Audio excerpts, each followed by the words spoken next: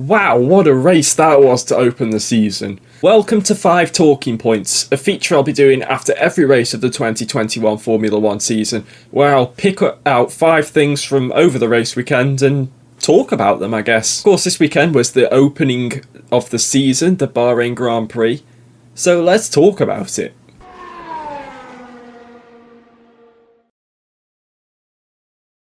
Well, it was the battle that everyone was expecting, and boy did we get it.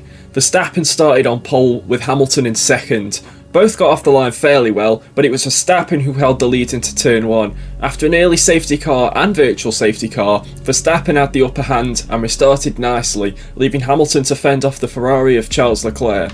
Verstappen extended his leads to 2 seconds when the true battles began at the first pit stops. Verstappen and both of the Mercedes all started on the medium tyres, and it was Mercedes who blinked first, bringing Hamilton in for a set of hards. Most expected Red Bull to react on the next lap, but they didn't, with Verstappen staying out for another 4 laps.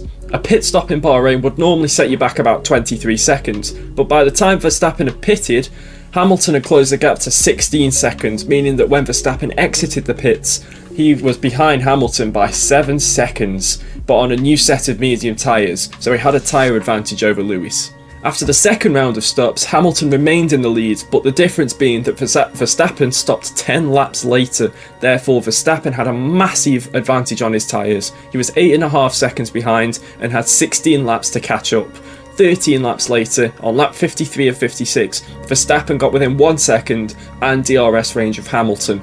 Verstappen made the move around the outside of turn 4, but went off the track in doing so and gave the position back to Hamilton on the next straight. Unfortunately for Verstappen, he would not regain the momentum, and Hamilton went on to win the opening race of a season for the first time since 2015. It's the battle we all expected, and it truly delivered. I feel like I still have more questions about Ferrari than I do answers, even after the first race. Charles Leclerc qualified in P4 and finished the race in P6, with his teammate Carlos Sainz qualifying P8 and finishing P8. So where in the pecking order are Ferrari? Leclerc had a pretty quiet race, while Sainz had to do some overtaking to get back to P8, after having a poor start and dropping to P10. However, he ended up finishing 18 seconds ahead of 9th place Yuki Tsunoda, and just a second behind the McLaren of Daniel Ricciardo. So you might say Ferrari are comfortably the 4th fastest car, right? Well, not exactly. AlphaTauri's Pierre Gasly qualified 5th, but on lap 4 suffered a broken front wing and ended up at the back of the field after pitting for a new one. So who knows where he would have finished if he'd have had a clean race. Today it seemed like the field was split almost in half, with the top 8 having their own small battles, while the rest below all fighting each other.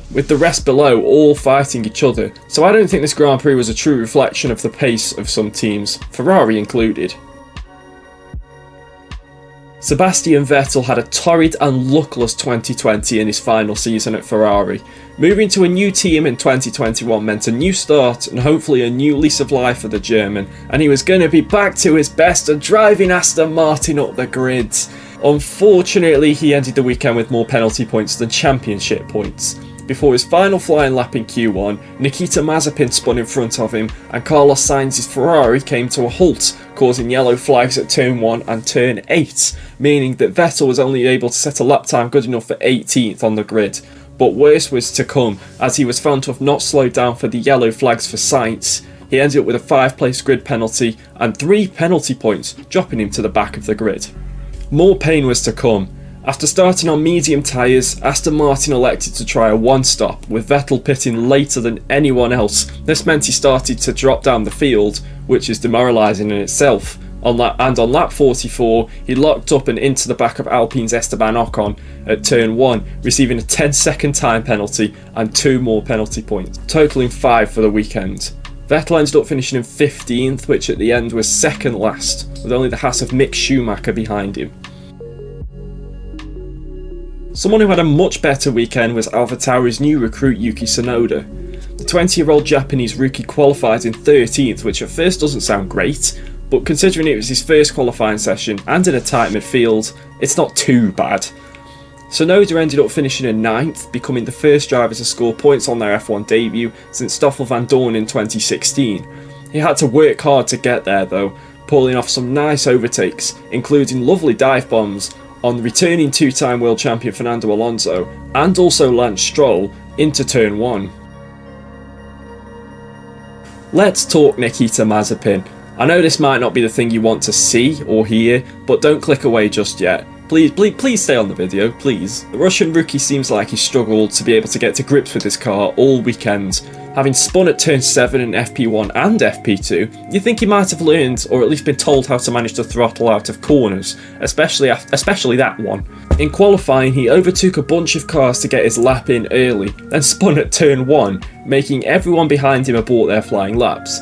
Then finally, in the race, he spun coming out of turn 3 on lap 1, crashing out of the race. Not a great weekend for the Russian. I don't think it's just his fault, however, as his teammate Mick Schumacher also had a similar spin on lap 4 at turn 4 in the race. And that is it for 5 talking points from the Bahrain Grand Prix. If you guys enjoyed this, make sure to smash that like button down below. Subscribe if you like what you see and you want to see more. And if you don't want to miss a video, hit that little bell next to the subscribe button. You'll get a notification whenever I upload. But until next time, guys, thanks so much for watching.